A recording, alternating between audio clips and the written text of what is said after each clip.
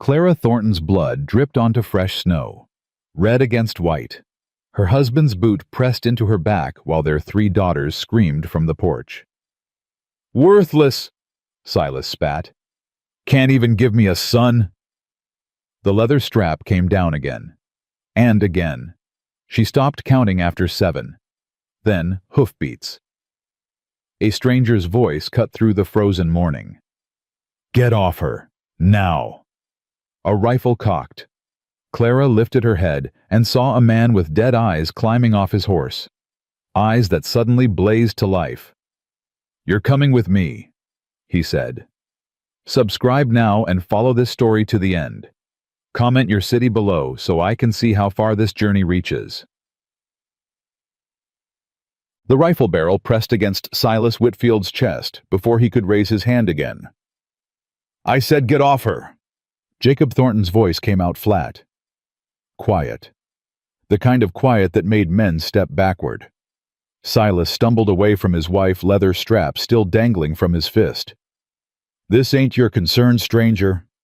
"Made it my concern." Clara couldn't move. The snow beneath her had turned pink. Her ribs screamed with each breath. From somewhere far away she heard Nellie crying. Or was it Abigail? She couldn't tell anymore, couldn't think past the pain.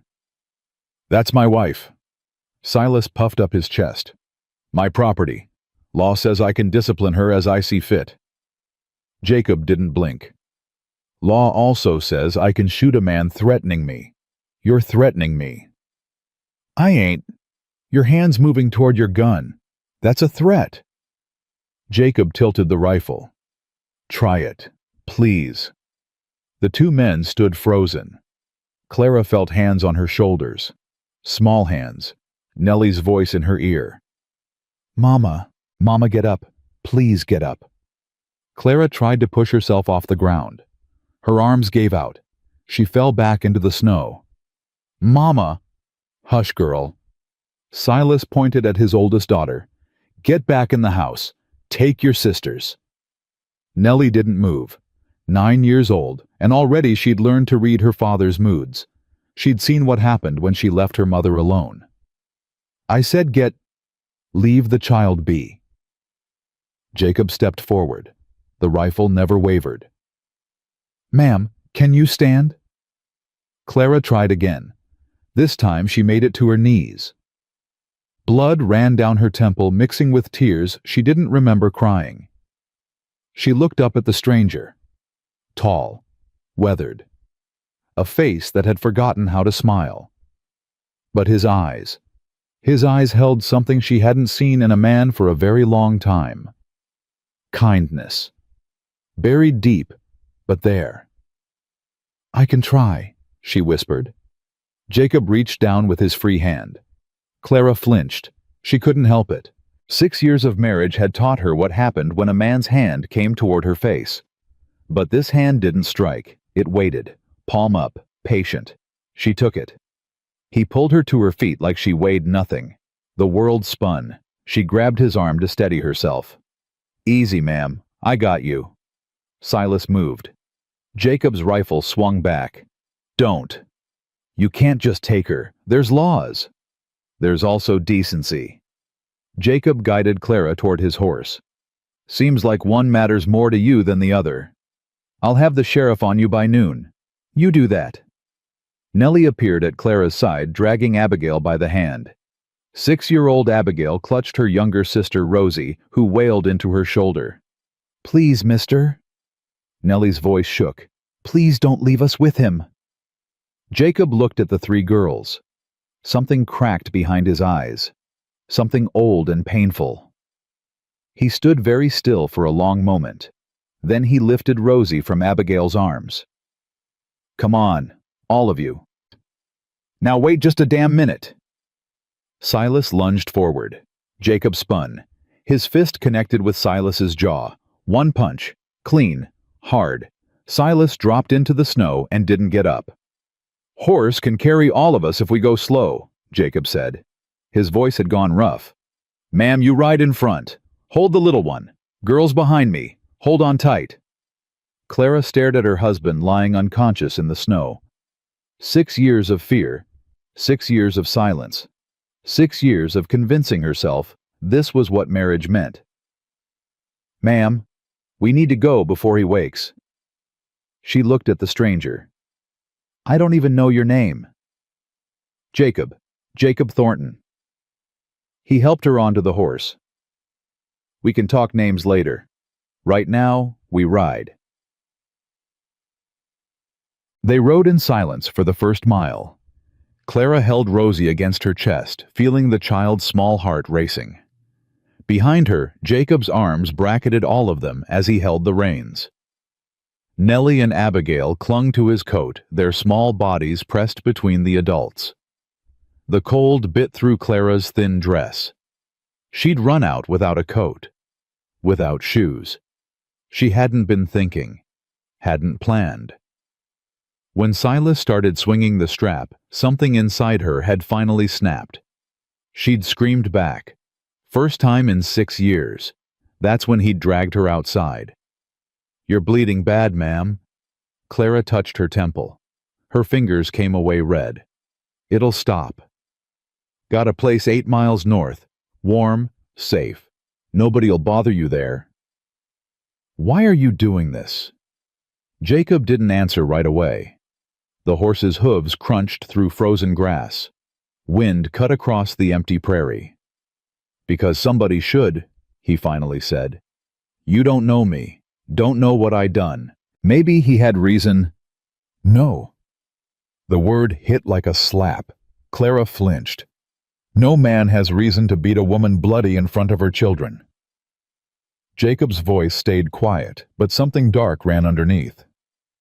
"No matter what she done, no matter what anyone says, that ain't discipline. That's cruelty." Clara felt tears building. She fought them down. Crying solved nothing. She'd learned that early in her marriage. Abigail shifted behind Jacob. "Mister, is Papa gonna find us?" "Not today, little miss. But tomorrow? Tomorrow we figure out tomorrow. Today we get warm." Nellie spoke up. "He'll come. He always comes. Mama ran once before. He found her, beat her so bad she couldn't walk for a week." Jacob's arms tightened on the reins. "That's so. He said if she ever ran again, he'd kill her. Said the law would call it justice. Said she was his to do with as he pleased." "Nellie," Clara's voice cracked. "Hush now." "But Mama—" "Let her speak, ma'am." Jacob guided the horse around a frozen creek bed. "It's important I know what I'm dealing with." "You're dealing with a mess," Clara said bitterly. "A stupid woman who should have run years ago. Should have taken my girls and disappeared. But I didn't have nowhere to go. No family, no money. Everything I own belongs to him. Even these clothes on my back." "Not anymore." "You don't understand. The law—" "I understand plenty."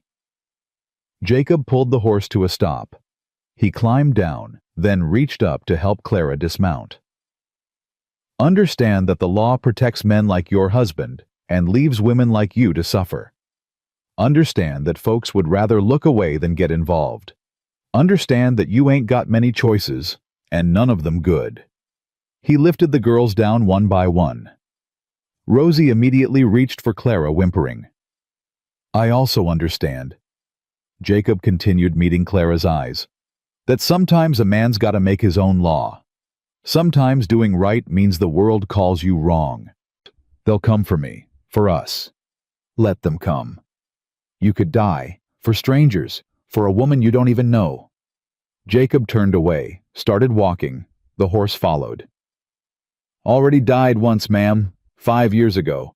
Been walking around since then, but I ain't been living. Might as well do something worth doing before it catches up."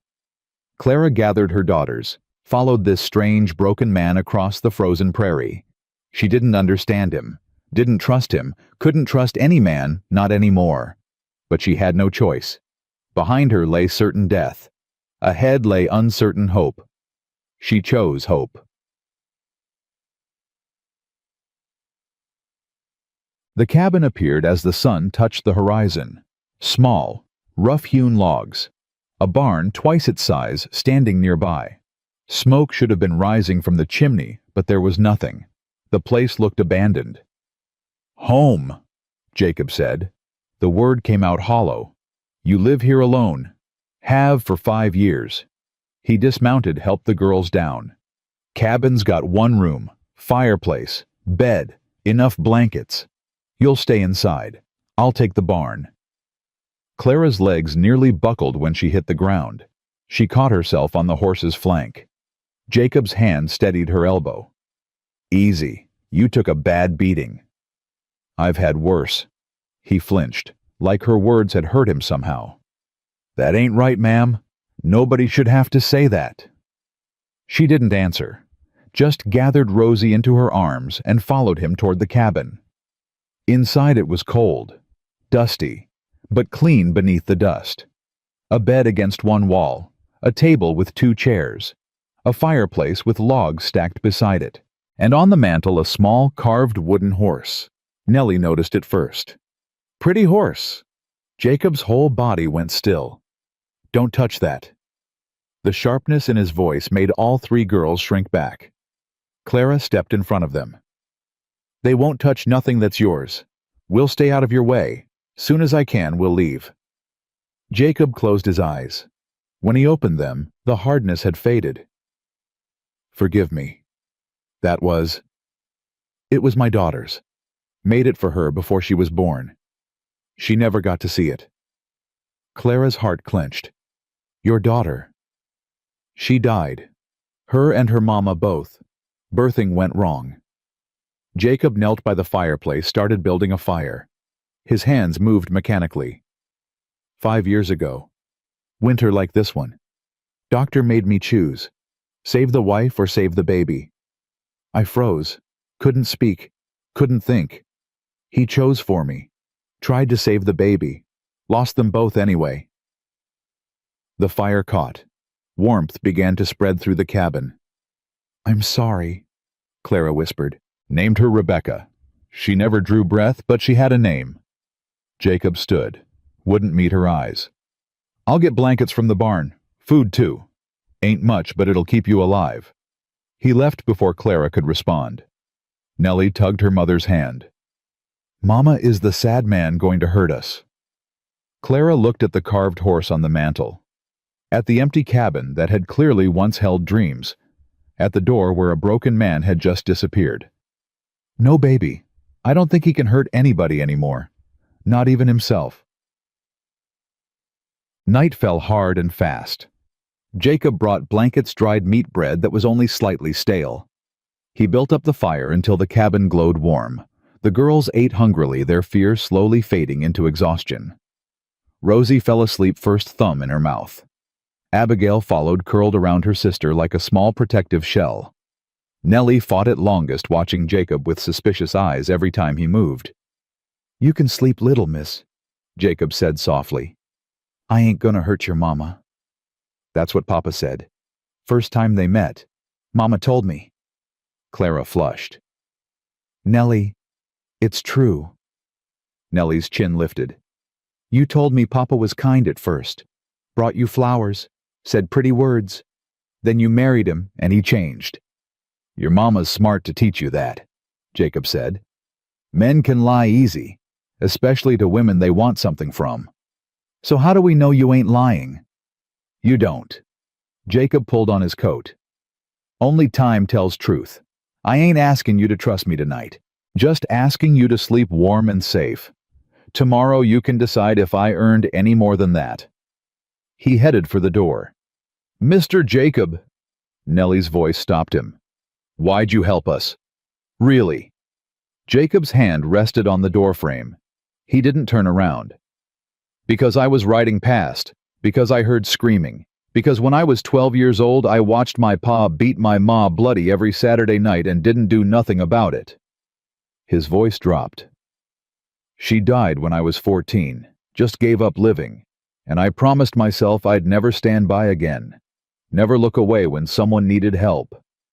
He opened the door. Cold air rushed in. "But you couldn't save your wife and baby." Clara gasped. "Nellie." "It's all right, ma'am." Jacob finally looked back. His eyes glistened in the firelight. She's right. Couldn't save them. Couldn't save my ma neither. Maybe I can't save you, but I can try. That's all any of us got in this life.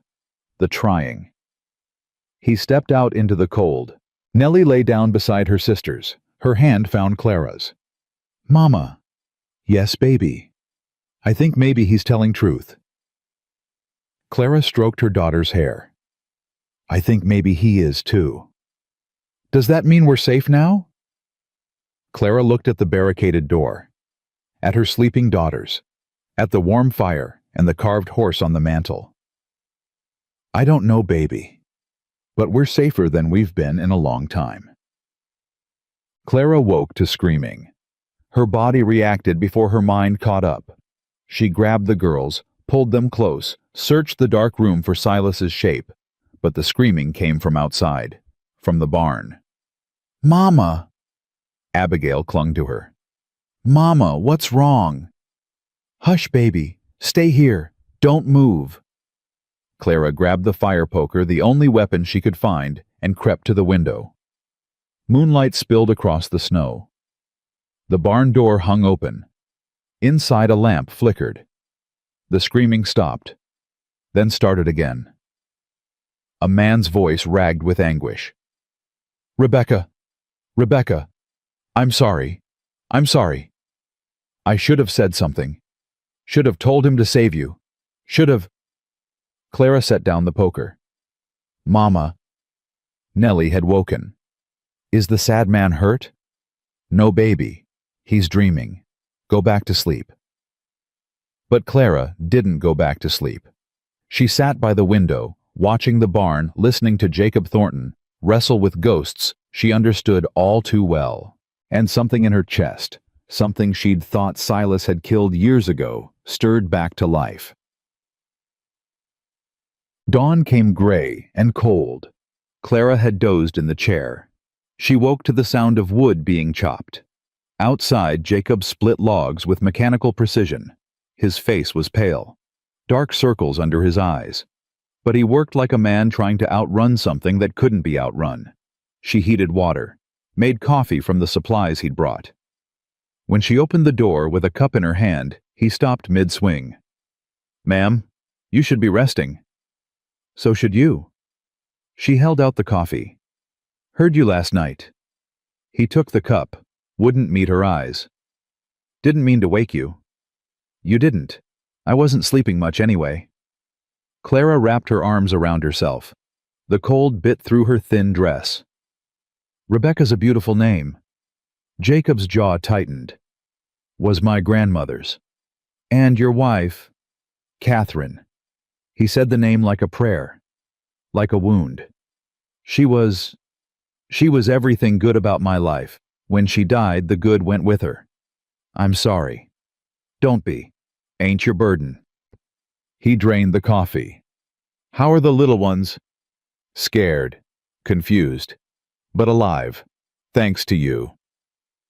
Ain't done nothing yet. Your husband'll come, probably today, tomorrow at latest. I know. You ready for that?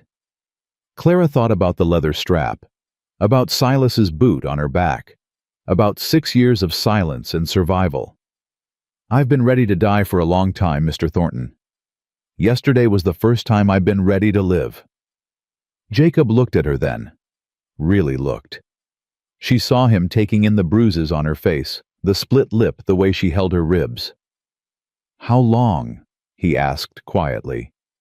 Since our wedding night. He was upset. I didn't know what to expect. I cried. He didn't like that.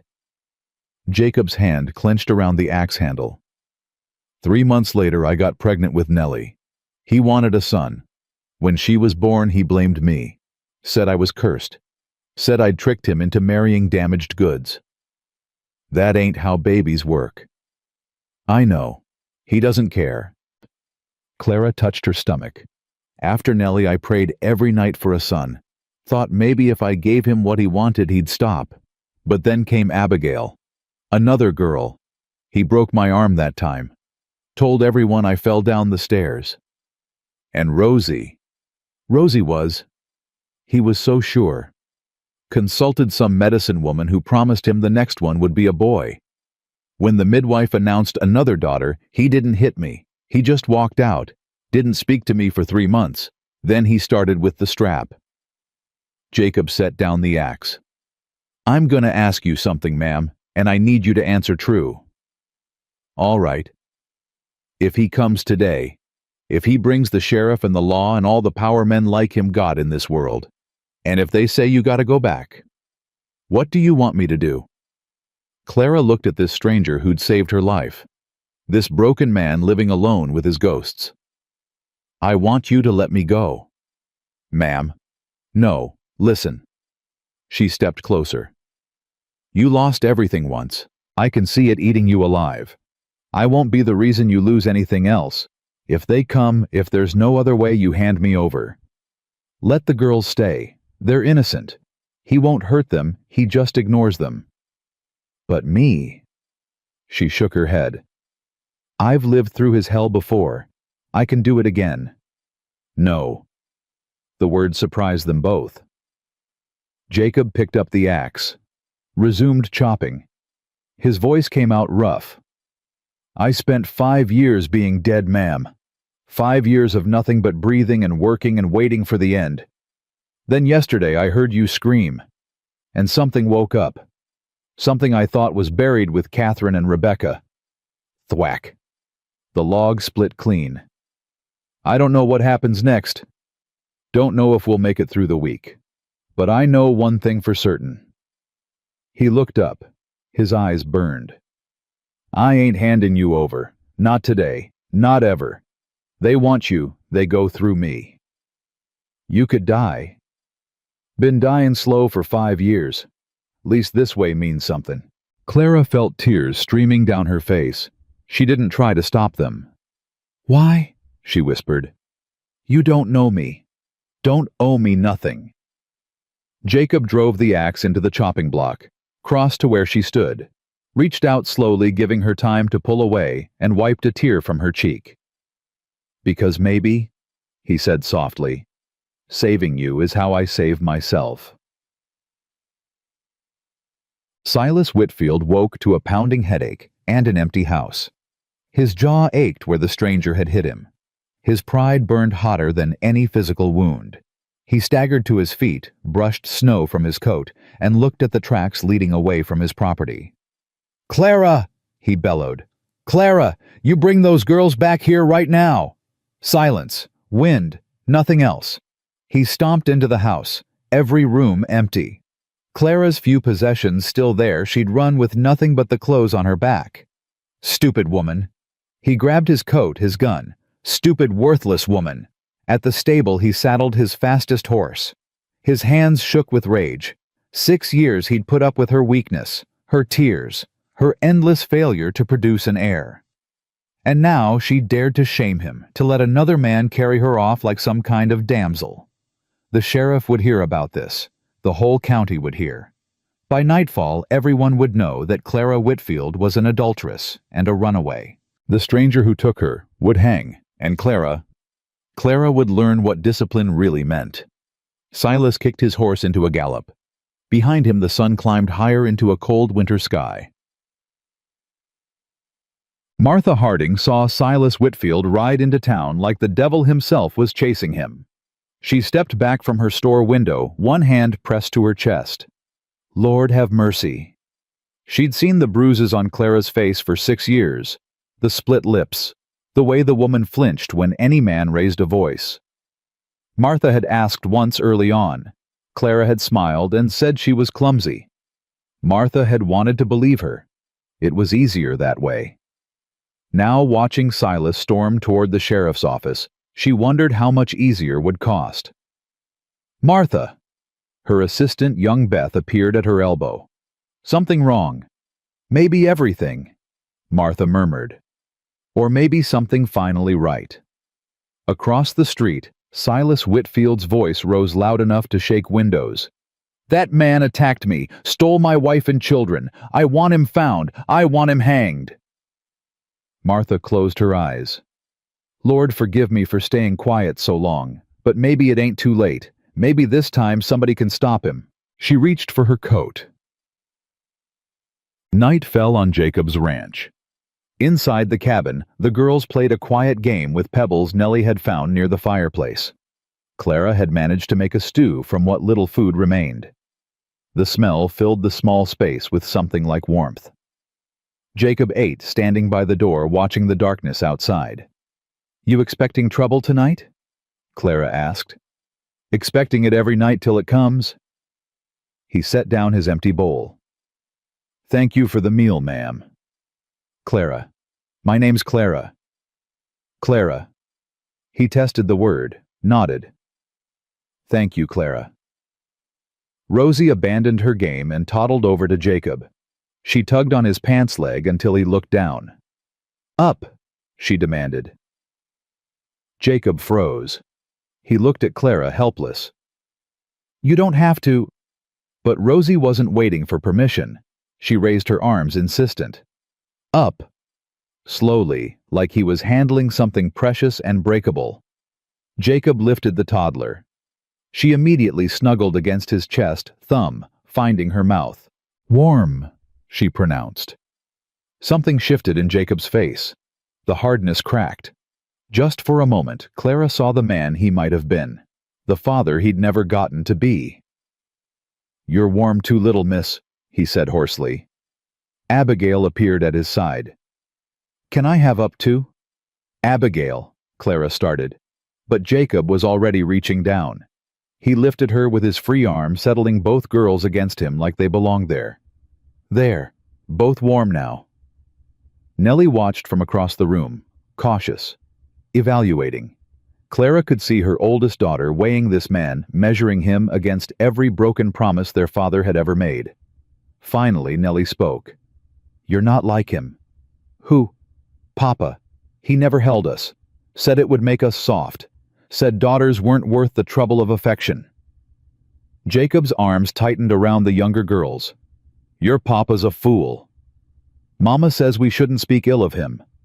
Your mama's a better person than me." Jacob met Clara's eyes across the room.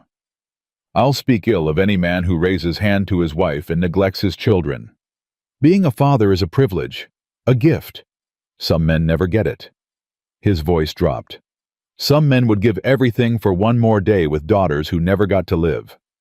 The cabin fell silent. Rosie patted Jacob's cheek. "Sad man." "Yeah, little miss. Sad man. I make happy." She planted a wet kiss on his jaw. "There. Better now." For the first time in 5 years, Jacob Thornton laughed. Clara lay awake long after her daughters slept. The fire had burned low.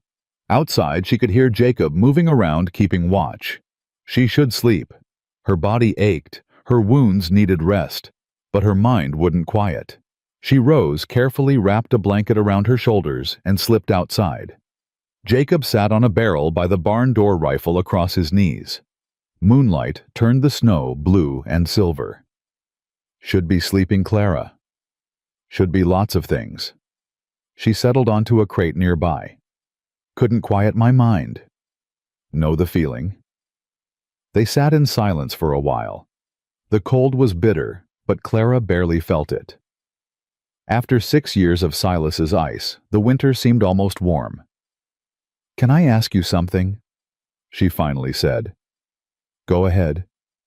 "This morning, when you said saving me might save you, what did you mean?" Jacob stared out at the frozen prairie. "After Catherine died, I stopped feeling.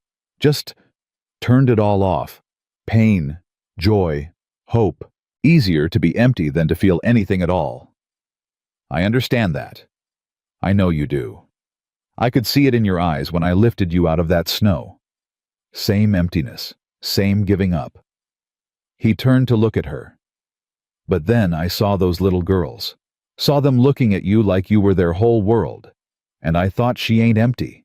She's just pretending to be. Just like me." Clara felt tears building again. "I stopped pretending today. When you came." "I know. Jacob reached over. Slowly, carefully, he took her hand. So did I. His fingers were rough, calloused. Nothing like Silas's soft, cruel hands. Clara tensed, waiting for the grip to turn painful. It didn't. I can't make you promises, Jacob said quietly. Can't say everything's gonna be fine. Your husband's got power. Law's on his side. We might lose everything tomorrow. I know. But tonight, he squeezed gently. Tonight you're safe. Tonight your girls are safe. And for the first time in 5 years, I remember why I wanted to keep living. Clara turned her hand in his, laced their fingers together. Then tonight, she whispered, is enough. They sat together under the stars, two broken people holding pieces of each other. And somewhere in the distance, wolves howled at the winter moon, warning of storms to come. Morning brought hoofbeats.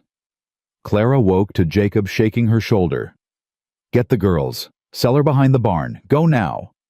She didn't argue, didn't ask questions, just gathered her daughters and ran. The root cellar was cold and dark and smelled of earth.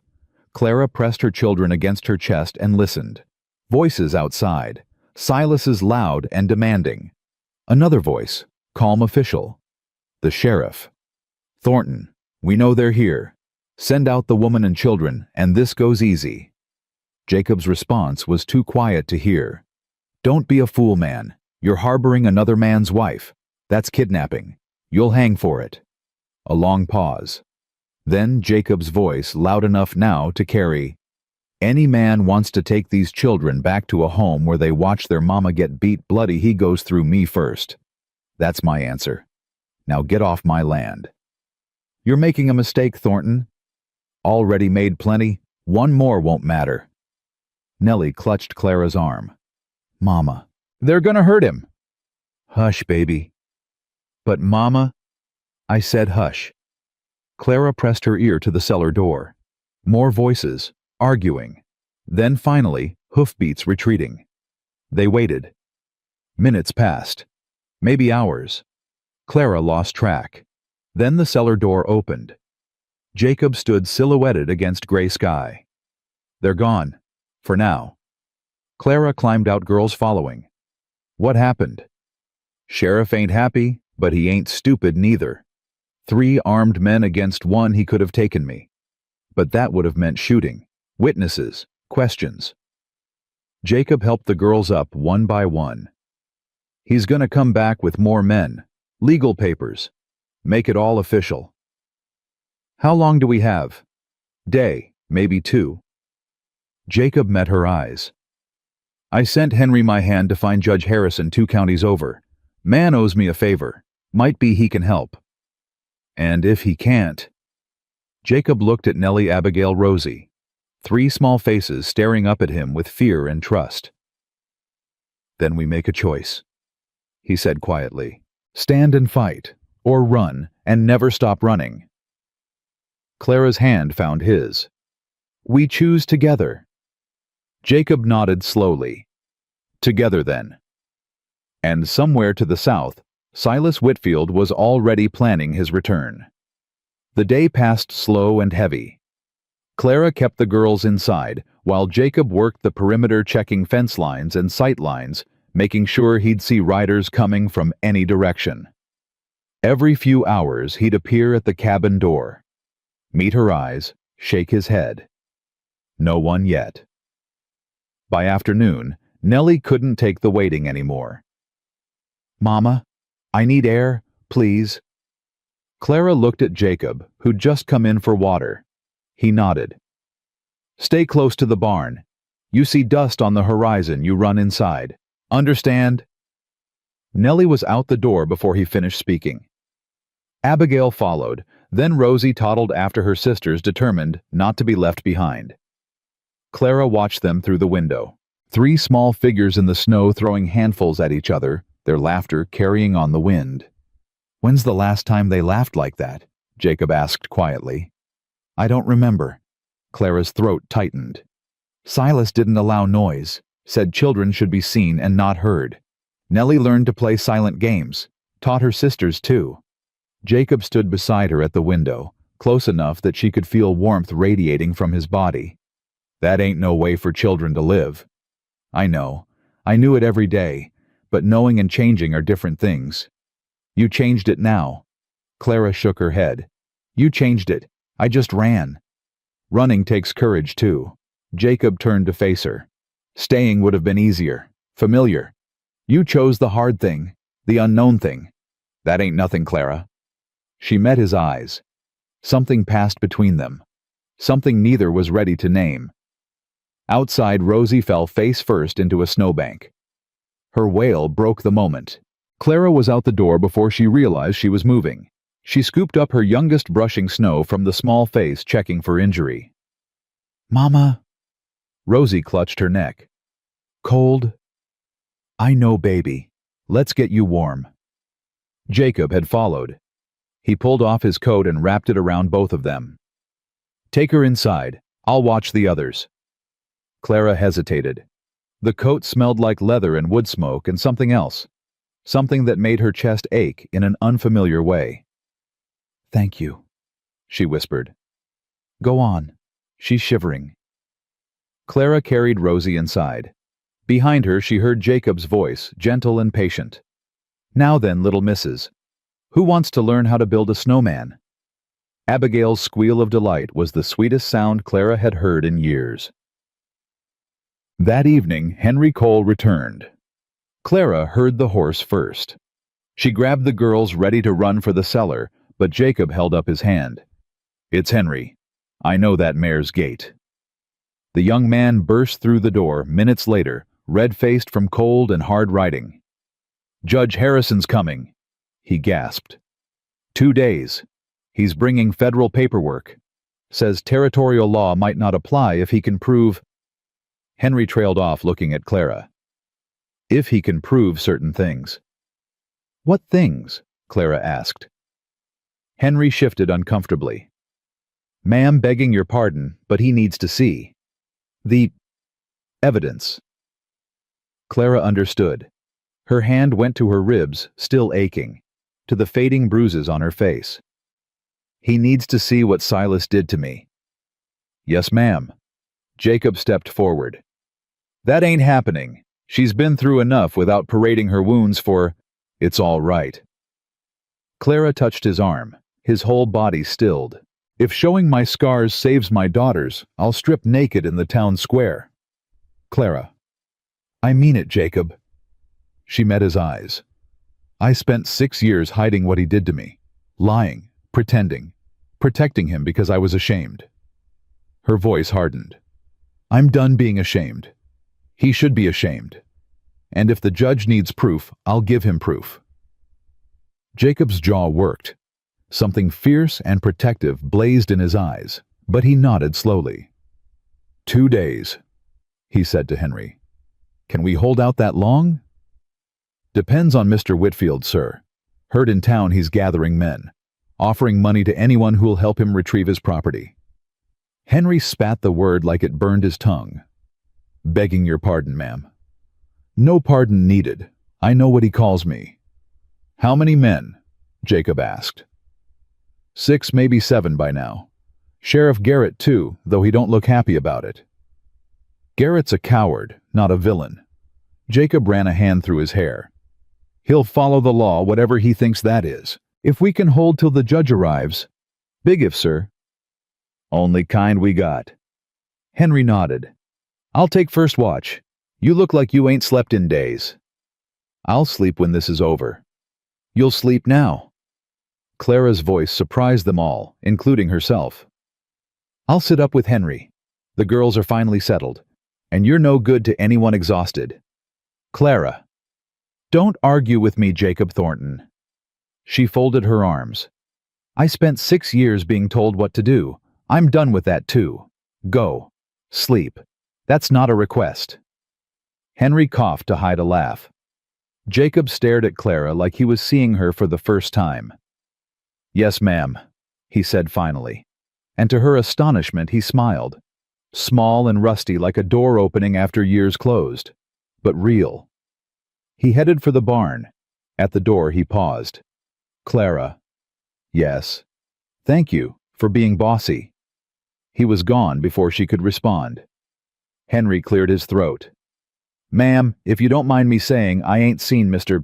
Thornton's smile in 5 years. Whatever you're doing, keep doing it. Clara felt heat rise in her cheeks. I'm not doing anything. If you say so, ma'am. Henry tipped his hat. I'll be outside. The night stretched long and cold. Clara sat by the fire mending one of Abigail's dresses that had torn during the snow play. Her daughters slept in a tangle of limbs on the bed, peaceful as she'd ever seen them. Henry's boots crunched outside, making regular circuits. Reassuring sounds. Someone keeping watch. Around midnight, she heard different footsteps. Heavier. Coming from the barn. She tensed, then recognized the gate. Jacob appeared in the doorway. His hair stuck up at odd angles. His eyes were still heavy with sleep. Couldn't stay down, he said. Thought I heard. All quiet. Henry's walking the perimeter. Good. Good. He stood awkwardly like he wasn't sure what to do with his hands. I could make coffee. I'd like that. He moved around the small space, gathering supplies, working with the quiet efficiency of a man used to caring for himself. Clara watched him, needle poised over fabric. Can I ask you something? She said. You keep asking that. You can always ask. Your wife, Catherine. What was she like? Jacob's hands stilled on the coffee pot. For a long moment, Clara thought she'd pushed too far. She was... He set the pot over the fire. She was... summer. That's the only way I know to describe her. Warm, bright. She walked into a room and everything felt easier. You loved her very much. More than breathing. He settled onto the floor near the fire, back against the wall. We met at a church social. Her pa didn't approve I was just a ranch hand and nothing to my name. But Catherine didn't care about names or money.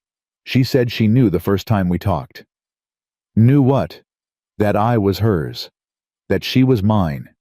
Like it was just settled. Somewhere before we were born. Clara's chest ached. That's beautiful. It was. Jacob stared into the flames. When she died, I wanted to follow her. Came close a few times. But something kept me going. Spite, maybe. Stubbornness. My ma always said Thorntons were too ornery to die easy.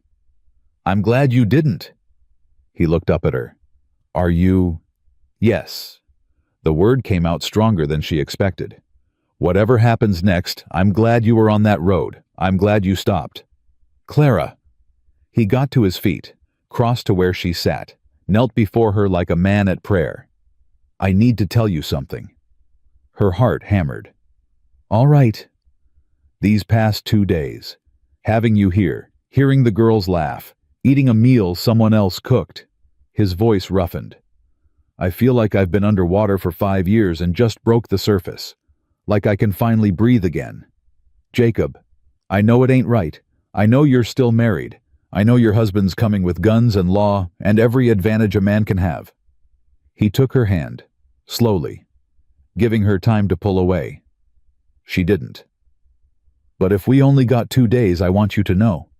You brought me back to life, Clara. You and those 3 girls. Whatever happens, that's real. That matters. Clara felt tears sliding down her cheeks. I don't deserve... Don't. His grip tightened. Don't tell me what you don't deserve. You deserve everything good in this world. Everything your husband stole from you. Everything you stopped believing you could have. You don't know that. You don't know me. I'm not... I know you threw yourself between your children and a monster. I know you survived 6 years of hell without breaking. I know you found the courage to run. Jacob lifted her hand to his lips, pressed a kiss to her knuckles. I know enough. Clara couldn't speak, couldn't think.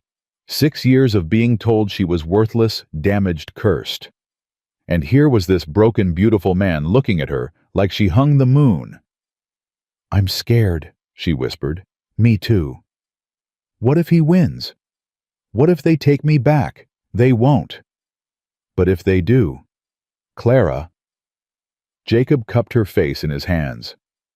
Listen to me. I lost Catherine because I froze. Because I couldn't speak when it mattered. I won't make that mistake again. You hear me? I will not let him take you back. Not while I'm breathing. You could die. Then I die doing something that matters. He rested his forehead against hers. First time in 5 years that's been true. They stayed like that, breathing the same air, holding on to each other in the firelight. Outside the wind howled. Inside something fragile and new took root. Mama! They sprang apart. Nellie stood by the bed rubbing her eyes. I heard voices. Is Papa here? No baby. Clara crossed to her daughter, heart still racing. Just me and Mr. Jacob talking. Go back to sleep. Nellie's eyes moved between them. 9 years old, but wise beyond her years. Were you holding hands? Clara flushed. Nellie! It's okay if you were. Nellie climbed back into bed, settling beside her sisters. I like him better than Papa. He's got kind eyes. She was asleep again in moments. Jacob appeared at Clara's shoulder. Smart girl. Too smart sometimes. She's right, though, about one thing. Which thing? My eyes. Jacob's voice dropped. They feel kinder when they're looking at you. Clara turned, found him closer than she expected, close enough to count the lines around his eyes, the threads of silver in his hair. Jacob, we can't. I know, not yet. Not while things are unsettled. He stepped back, created distance. But when this is over, if we survive it, I want you to know my intentions. Your intentions. To court you proper, the way you deserve, flowers and everything. A ghost of that rusty smile. I ain't got much to offer. This broken down ranch and a broken down man. But whatever I got, it's yours. If you want it. Clara felt something crack open in her chest. Something she'd kept locked away for so long she'd forgotten it existed. Hope. Ask me again, she said softly. When this is over. When I'm free. I will. Every day till you say yes. And if I say no, then I'll wish you well and spend the rest of my life grateful for these few days. Jacob headed for the door. Get some sleep, Clara. Tomorrow's going to be hard. He was gone before she could respond. Clara stood in the firelight, hand pressed to her racing heart, and wondered if it was possible to fall in love in the middle of a war. Morning came with storm clouds. Clara woke to Abigail shaking her shoulder. Mama, it's snowing again. Hard. She stumbled to the window. The world had gone white. Snow fell so thick she couldn't see the barn. Everyone stay inside today, she said. No going out for any reason. But Mama, I mean it, Nellie. This kind of storm you can get lost 10 feet from the door. Jacob burst in, covered in snow, stamping his boots. Blizzard coming. Big one. Might last 2-3 days. Will it slow them down? Clara asked. Silas and his men should. Nobody travels in weather like this, not if they got sense. Then we're safe. Jacob shook his head. Safe for now, but storms end, and angry men don't give up. They spent the morning securing everything they could. Jacob moved the horses into the barn's warmest stalls. Henry reinforced the cabin door. Clara gathered every blanket, every scrap of food, preparing for a siege. By noon, the storm had reached full fury. Wind shrieked around the cabin walls. Snow piled against the windows. The world narrowed to this one small space, warm and bright amid the howling white. We'll have to stay together tonight, Jacob said. Barn's too cold. Henry and I will sleep by the door. I don't mind, Nellie said immediately. Mr. Jacob keeps the bad dreams away. Clara raised an eyebrow. What bad dreams? Nellie looked at her feet. Sometimes I dream Papa's coming, that he's found us, that he's hitting you again and I can't stop him. Her voice trembled. But last night I dreamed Mr. Jacob stood in front of us, and Papa couldn't get through. I slept good after that. Jacob crouched to Nellie's level. Dreams can't hurt you, little miss, but feelings are real.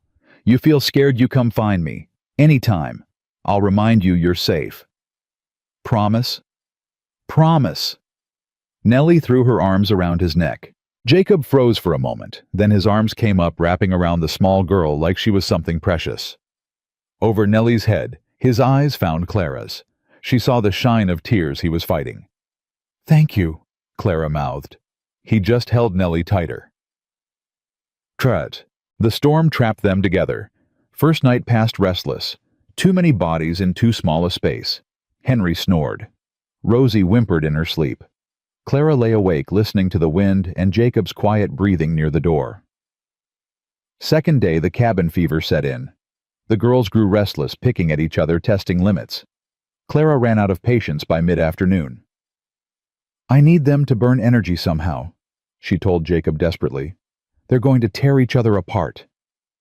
I got an idea. Jacob rummaged in a corner, produced a worn deck of cards. My pa taught me a game when I was about Nellie's age. Simple enough for the little ones, complicated enough to keep the big one interested. What's it called? We called it Cowboy Poker. Probably got a real name, but I never learned it. He gathered the girls on the bed, dealing cards with a practiced hand. Clara watched from the fireplace, amazed at his patience. He explained rules 3 times for Abigail. Let Rosie win hands she definitely shouldn't have. Challenged Nellie just enough to keep her engaged. You're good with them, Clara said during a break in play. They're easy to be good with. Jacob shuffled the cards. They ain't broken yet, just scared. Scared can be fixed. Can it? Has to be. Otherwise, what's the point of surviving? That evening, with the storm still raging, Jacob told stories. Tales of cattle drives and wild horses, of frontier justice and hidden gold. The girls hung on every word. Even Henry, pretending to keep watch, leaned in to listen. Tell another, Abigail begged when he finished. It's late, sweetheart. Time for sleep. Please, Mr. Jacob, just one more, Clara interceded. One more. Short one. Jacob thought for a moment. All right, this one's about a princess. Cowboys don't have princesses, Nellie said skeptically. This one does. See, there was a princess who lived in a tower, not because she was locked there, but because she'd locked herself in. She thought it was the only way to be safe. Clara went very still. One day a cowboy came riding past. He'd lost everything, his horse, his hat, his hope. He was just wandering, not going anywhere particular, and he saw the tower. Did he climb it? Abigail asked. Nope, he just sat down at the bottom and waited. Waited for what? For the princess to be ready. See, he knew you can't make someone leave a tower. They gotta decide themselves. But he figured maybe if she knew someone was waiting, she'd decide faster. Did she? Jacob's eyes found Clara's. She did.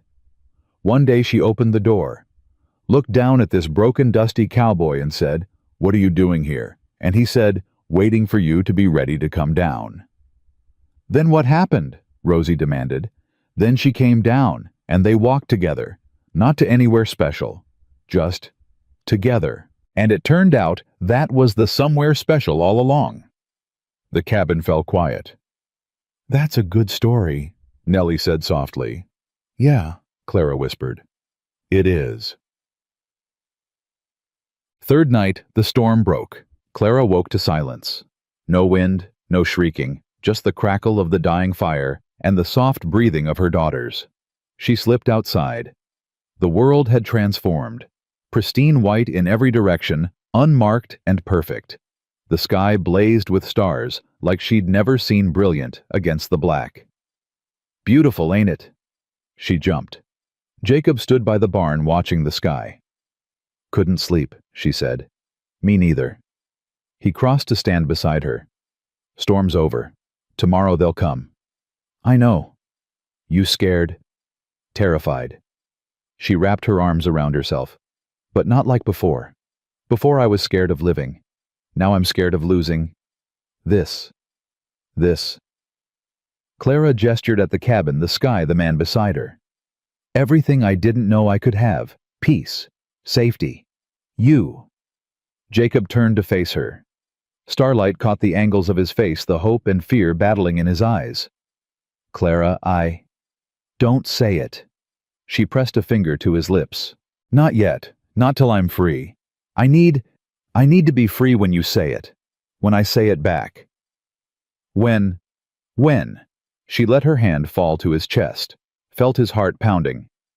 I'm trusting you, Jacob Thornton. I don't trust easy. Not anymore. But I'm trusting you. I won't let you down. You might not be able to help it. Things might go wrong. We might lose. Then we lose together. He covered her hand with his. But Clara, I gotta say one thing. Not the thing, but one thing. What? You gave me a reason to be human again. Whatever happens tomorrow, that don't change. You understand, that's done. That's real. Nobody can take it back. Clara felt tears freezing on her cheeks. Maybe we saved each other. Maybe we did. They stood together under the stars, two wounded souls finding shelter in each other. The storm had passed.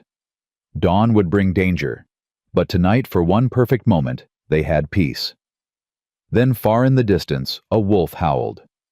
And another answered. Real wolves were coming. And they wouldn't be the four-legged kind. Dawn came bloody and red. Clara stood at the window watching the sun rise over snow that still looked peaceful, still looked safe. But she knew better now. Peace was borrowed time. Safety was an illusion. They'll come today. Jacob's voice came from behind her. Storm's cleared. Roads will be passable by noon. I know. You ready? Clara turned to face him. No, but I'm done waiting. Jacob nodded slowly. Something shifted in his expression. Respect, maybe, or recognition. I need to ride into town, get supplies, see what Silas is planning. That's dangerous. Staying blind is more dangerous. He pulled on his coat. Henry'll stay with you. Don't open the door for anyone but me. Anyone. Jacob. I'll be back before dark, I promise. He was gone before she could argue. Boy. The ride into town took 2 hours through fresh snow. Jacob kept his rifle loose across his saddle eyes, scanning every hill and hollow. The world looked clean after the storm, but he knew better. Clean things got dirty fast out here. Haven Creek appeared mid-morning, smoke rising from chimneys. People moving through streets they'd shoveled clear. Normal. Peaceful. Like nothing was wrong. Jacob dismounted outside Harding's general store. Martha Harding herself appeared in the doorway before he reached the steps. Mr. Thornton, you shouldn't be here. Need supplies. You need to leave. Martha glanced up and down the street. Silas has been in town every day since the storm started. Talking, buying drinks, making promises. What kind of promises? The kind backed by money. Martha lowered her voice. He's got 7 men now. Sheriff Garrett's with them, though he looks like he'd rather be anywhere else. They're planning something. When? Today. Tomorrow. Soon as Silas decides he's got enough force. Martha grabbed Jacob's arm. That woman and her girls, they're still with you. Yes. Then get them out. Tonight. Head west and don't stop. Can't do that. Stubborn fool. You'll get yourself killed. Maybe. Jacob met her eyes. But I ain't running. Not from the likes of Silas Whitfield. Martha studied him for a long moment. Then she sighed. Wait here. She disappeared into the store, came back with a bundle wrapped in cloth. Ammunition, bandages, medicine. Don't ask what it cost, I ain't charging you. Mrs. Harding. That woman came into my store 2 years ago. Bought fabric for a dress. She had a black eye, she said came from a door. Martha's voice hardened. I knew, and I didn't do nothing. Let me do something now. Jacob took the bundle. Thank you. Thank me by keeping them alive. Martha pushed him toward his horse. Now go, before someone sees you talking to me. Jacob mounted, started to turn his horse. Mr. Thornton. He looked back. There's others, Martha said quietly. Others who know, who've seen. We've all been too scared to speak. But if it came to it, if there was a chance. She trailed off. A chance for what? To do the right thing. Finally. Jacob nodded slowly. I'll remember that. He rode out of town with 7 pairs of eyes following him. And somewhere behind one of those windows, Silas Whitfield watched and smiled. He's back! Nellie's shout brought Clara running to the window. Jacob's horse appeared over the hill moving fast. Too fast. Clara's stomach dropped. She grabbed the girls, pushed them toward the cellar. No, Mama, Nellie struggled. It's Mr. Jacob. Something's wrong. Go, now. But, mind your mother. Henry appeared, rifle in hand. I'll check it out. You stay down till I give the all clear. Clara herded her daughters into the root cellar, closed the door, pressed her ear against the wood, and listened. Hoofbeats stopping. Voices. Jacob and Henry talking fast and low. Then footsteps approaching. The cellar door opened. Jacob's face appeared grim, but not panicked. It's all right. Come out. Clara climbed up, heart still racing. What happened? Why were you riding so fast? Saw dust on the horizon behind me. Might be nothing. Might be them. Jacob helped the girls out one by one. Either way, we need to prepare. Prepare how? Come with me. He led her to the barn. In the corner, hidden under hay, was a cache she hadn't noticed before. Rifles, ammunition, a shotgun. I wasn't always a peaceful man, Jacob said quietly. Hope those days were behind me. But hope and reality ain't always friendly. Clara stared at the weapons. I don't know how to shoot. Time you learned. The lesson started immediately. Jacob led her behind the barn, away from the cabin where Henry watched the girls. He set up a target, a bale of hay with a flour sack propped against it. This is a Winchester rifle. He placed the weapon in her hands. It's got weight. You're gonna feel it when it kicks. Plant your feet, shoulder tight against the stock. Clara raised the rifle. Her arms shook. Breathe out. Squeeze. Don't pull. She fired. The kick knocked her backward. The shot went wide, hitting nothing but snow. Again. She fired. Missed. Again. Missed. Again. This time she clipped the edge of the hay bale. Better. Again.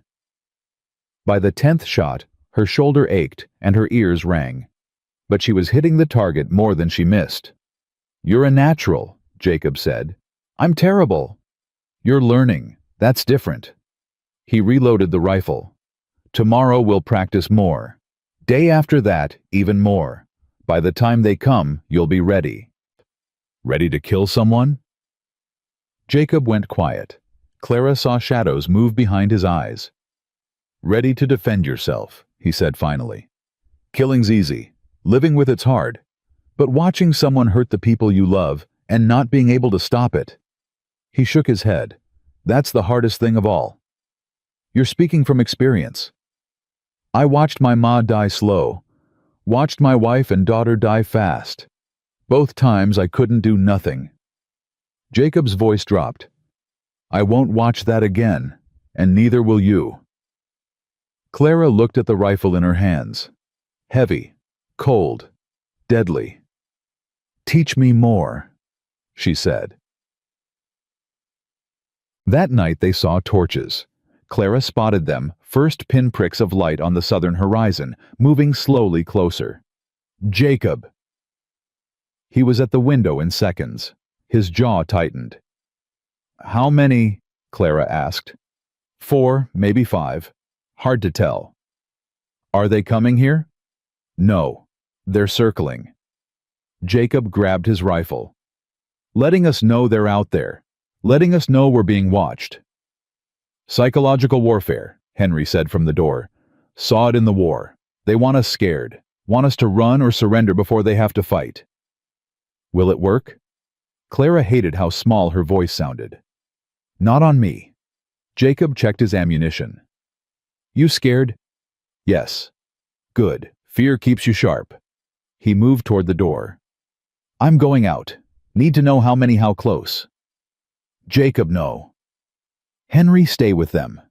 Anyone approaches you, shoot first and ask questions after." "Jacob." But he was already gone, slipping into the darkness like a shadow. Clara stood at the window, watching the torches circle like wolves around a wounded deer. Behind her, Rosie whimpered in her sleep. Abigail clutched her sister tighter. Nellie appeared at Clara's side, her small face pale but determined.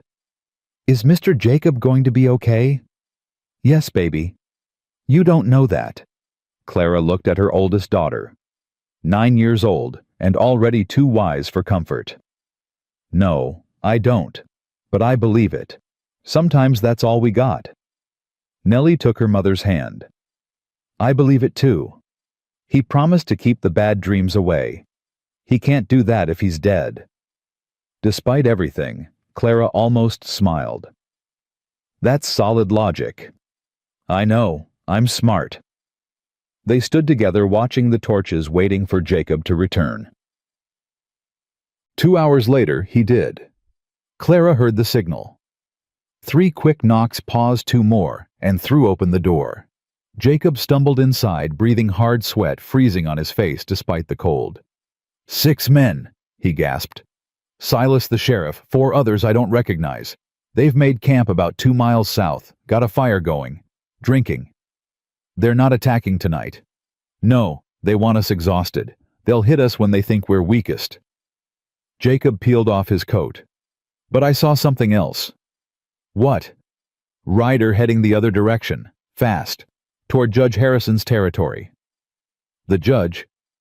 "He should be arriving tomorrow or the next day, if my message got through, if he believed it." Jacob met her eyes. "We just need to hold on, Clara. Hold on till help comes. And if it doesn't, then we hold on anyway." Morning brought an unexpected visitor. Not Silas, not the sheriff. Reverend Samuel Tucker. Clara saw him coming from the window, a single rider, no weapons visible, moving slow and deliberate. She called for Jacob. "I see him." Jacob squinted. "That's the preacher from town. Ain't never had much dealing with him." "He's the one who married me to Silas," Clara said quietly. "He told me God blessed our union, said a wife's duty was submission." Jacob's expression darkened. "Want me to send him away?" "No." Clara straightened her shoulders. "I want to hear what he has to say." The Reverend dismounted at the property line, hands raised. "I come in peace. I'm unarmed. I need to speak with Mrs. Whitfield." Jacob stepped onto the porch, rifle visible. "You can speak from there." "Please, Mr. Thornton, I'm not here to cause trouble." "Then why are you here?" The Reverend hesitated. For the first time, Clara saw something other than certainty in his face. Doubt. Shame, maybe. "Because I've been wrong," he said, "and I need to make it right." Clara moved past Jacob before he could stop her. She crossed the yard, stopped 10 feet from the preacher. "You married us," she said. "You told me to honor and obey. You told me suffering built character." "I know." Tucker's voice cracked. "I know what I said. And I've spent 6 years watching the results and telling myself it wasn't my concern. That was cowardice dressed up as faith. Why now? Why come here now? Because I finally looked. Really looked." Tucker's hands trembled at his sides. "When Silas came to town ranting about his stolen wife, I saw something. Joy. He was happy. Happy that he'd get to punish you. And I thought, what kind of marriage brings a man joy at his wife's suffering? The kind you blessed. Yes, the kind I blessed. Tucker took a shaky breath.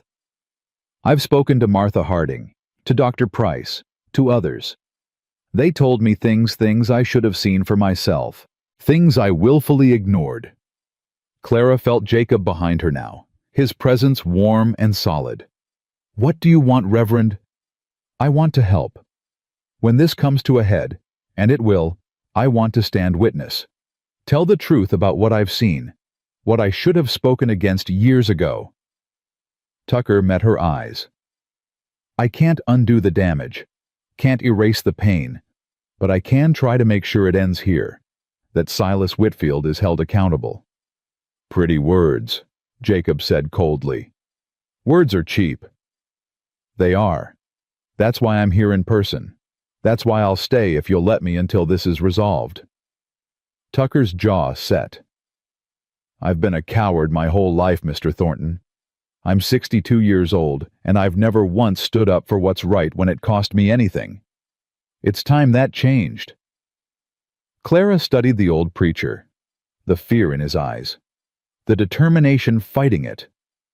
You'll testify against Silas, against the sheriff if necessary.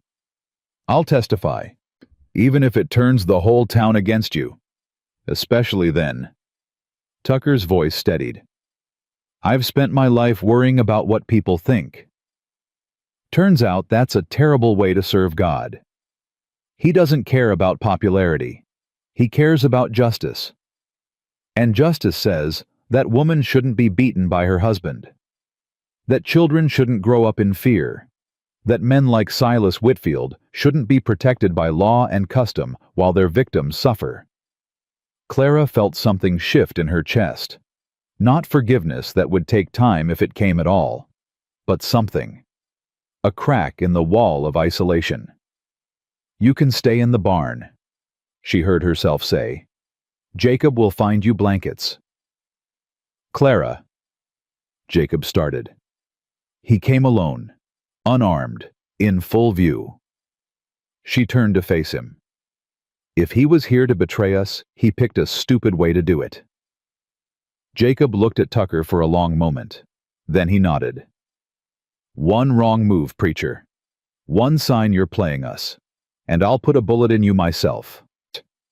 Fair enough. Tucker's shoulders sagged with relief. Thank you, both of you. That afternoon, Dr. Eleanor Price arrived. She came in a small wagon medical bag at her side, face set with determination. I heard Tucker was here, she said by way of greeting. Figured if that old coward finally grew a spine, I'd better do the same. Clara stared at the woman who'd treated her wounds so many times. Dr. Price. I've got 6 years of medical records, Mrs. Whitfield. Broken bones, lacerations, contusions, all documented with dates and descriptions. Dr. Price's voice hardened.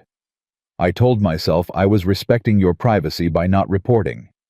The truth is, I was protecting myself. I'm done with that now. Jacob stepped forward. You came to help.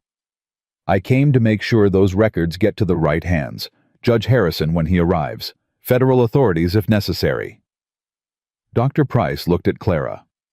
I also came to apologize. I should have done more, said more. I let fear silence me when I should have screamed. Clara felt tears building. 2 people in one day. 2 people finally breaking free of the silence that had trapped them all. You're here now, she managed. That's what matters. It's not enough. It'll never be enough. Dr. Price set down her bag. But it's a start. By evening, the cabin felt crowded. Tucker and Dr. Price, Henry, Jacob, Clara, and the 3 girls. 7 people in a space built for one. But nobody complained. The air hummed with something Clara hadn't felt in years. Solidarity. They'll come tomorrow, Jacob said over dinner. Now that they know others have joined us, they'll want to move fast, before more people switch sides. Let them come. Tucker's voice surprised everyone with its firmness. God is on the side of the righteous. Respectfully, Reverend Bullets don't care much about righteousness. Henry checked his rifle. We're still outgunned. We're not outgunned. Dr. Price spoke up. We're outnumbered. There's a difference. Guns only matter if you're willing to use them, and I've known Sheriff Garrett for 20 years. He's not a killer. Neither are most of the men Silas has gathered. They're scared, Clara said quietly. Everyone looked at her. Silas has money, influence. They're scared of what happens if they don't follow him.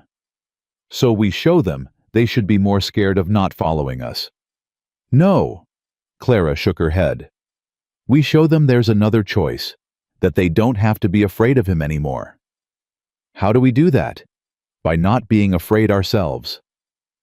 Clara looked around the room, at the preacher who'd found his courage late, at the doctor who'd finally spoken up, at the ranch hand who'd stayed when he could have run, at the man who'd saved her life and was risking his own.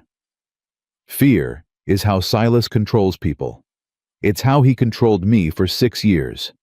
If we stand together, if we refuse to break, if we show this town that one man's anger isn't stronger than all of us together. She took a breath. Maybe, just maybe, we break his power. The cabin fell silent. Then Nellie's small voice. Mama's right. Papa wins because people are scared. But we're not scared anymore. Are we? Every adult looked at the 9-year-old girl who'd spent her whole life learning to read danger. No, Jacob said slowly. We're not. Then we win. Nellie's chin lifted. That's how it works. The brave ones win. That night, Clara couldn't sleep. She slipped outside wrapped in a blanket and found Jacob already there, watching the horizon. Couldn't quiet my mind, she said. Know the feeling. They stood in silence for a while. Stars blazed overhead, indifferent to the drama below. Do you think we'll make it? Clara finally asked. I don't know. Jacob's voice was honest. But I know we've got a better chance than we did a week ago, and I know that whatever happens, you're not facing it alone. That's the first time in 6 years I can say that. Then it's worth it. Whatever comes. Jacob turned to face her. Clara, there's something I need to tell you. What? When I rode into town today, when I saw those torches tonight, both times I wasn't scared for myself. I was scared for you, for the girls. He took her hand. That's new for me. For 5 years I didn't care if I lived or died. Now I care. Because of you. Clara squeezed his fingers. I care too. I didn't think I could anymore, but I do. When this is over, she said softly, we'll have time. Time for everything we're afraid to say now. Promise. Promise. They stood together under the stars, drawing strength from each other. Behind them, friends and allies slept. Before them, enemies gathered. But for this moment, they had peace. And in the morning, they would have war. They came at noon, when the sun hung highest and shadows had nowhere to hide. Clara heard them first. The thunder of hooves, the jangle of metal. She grabbed Rosie from the floor, where she'd been playing with pebbles, and pressed her against her chest. Nellie, Abigail, Cellar, now! But Mama... Now! Nellie grabbed her sister's hand. They ran. Jacob appeared in the doorway, rifle already in his hands. His face had gone hard, all the softness she'd come to know buried beneath something older, something dangerous. 8 riders. Silas in front. Sheriff Garrett beside him. The girls are hidden. Good. Stay inside. Don't come out unless I call for you. Jacob. He crossed to her in 3 strides. Cupped her face in his hands. For one heartbeat, all the fear and rage fell away, and she saw only him. Whatever happens out there, you remember what I said. You're worth fighting for. You hear me? I hear you. He kissed her forehead. Quick. Fierce. Then he was gone. Clara moved to the window, watched him walk toward the approaching rider's rifle, held loose but ready. Reverend Tucker emerged from the barn Bible in hand. Dr. Price stood on the porch, medical bag at her feet like a statement. Henry positioned himself by the water trough, weapon visible. 4 against 8. But somehow, watching Jacob stand his ground, Clara thought maybe it was enough. Silas Whitfield looked like he'd dressed for church. Clean coat, polished boots, hair slicked back. Only his eyes betrayed him, wild with rage barely contained beneath a surface of false calm. Thornton. He pulled his horse to a stop 20 feet from where Jacob stood. You've caused a lot of trouble. Just getting started. I've got legal papers this time. Silas waved a document. Signed by Judge Morrison. That woman in your cabin is my wife. Those children are my property. The law says you hand them over, now. Judge Morrison's in Silas's pocket, Dr. Price called out. Everyone knows it. His signature isn't worth the paper it's printed on. Silas's eye twitched. Stay out of this, Eleanor. This doesn't concern you. I've got 6 years of medical records that say otherwise. Lies. All of it. My wife is clumsy. She falls. Everyone knows you beat her. Reverend Tucker stepped forward. We all know. We've all seen. We just didn't have the courage to speak. Well, I'm speaking now. What you've done to that woman is a sin before God and man. You married us. Silas's composure cracked. You stood in your church and blessed our union. And I've regretted it every day since. Tucker's voice rang clear. I was blind. I was a coward. But I see now. And I won't be silent anymore. Sheriff Garrett shifted uncomfortably on his horse. Silas, maybe we should wait. Talk this through. There's nothing to talk about. She's my wife. Silas's horse danced beneath him, responding to his anger. The law is clear. A woman belongs to her husband. I have every right to discipline her as I see fit. Discipline. Jacob's voice cut through like a blade. That what you call beating a woman bloody in front of her children, discipline? How I manage my household is none of your concern. You made it my concern when you dragged her into the street, when you used a strap on her while her daughters watched. Jacob stepped forward.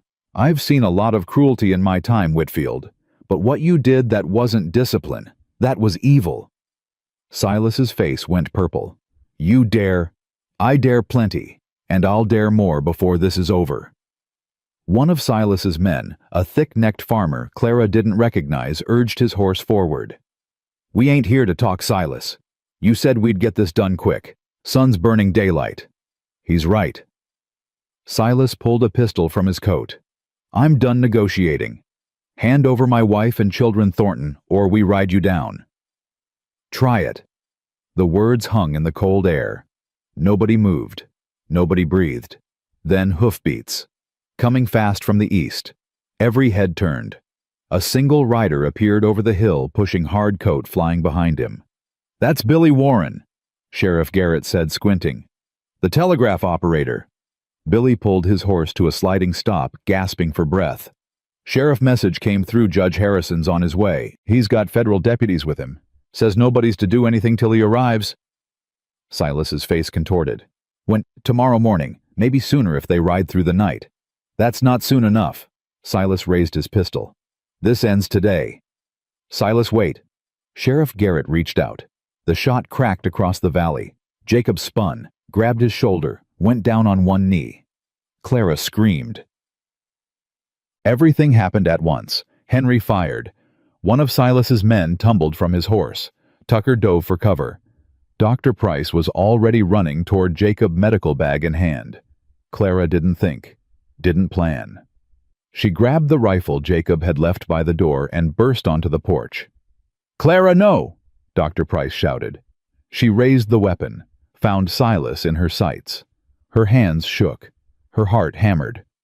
Silas saw her, smiled. Going to shoot me, wife. You don't have the spine. Don't test her. Jacob struggled to his feet, blood seeping between his fingers. She's got more spine than you'll ever know.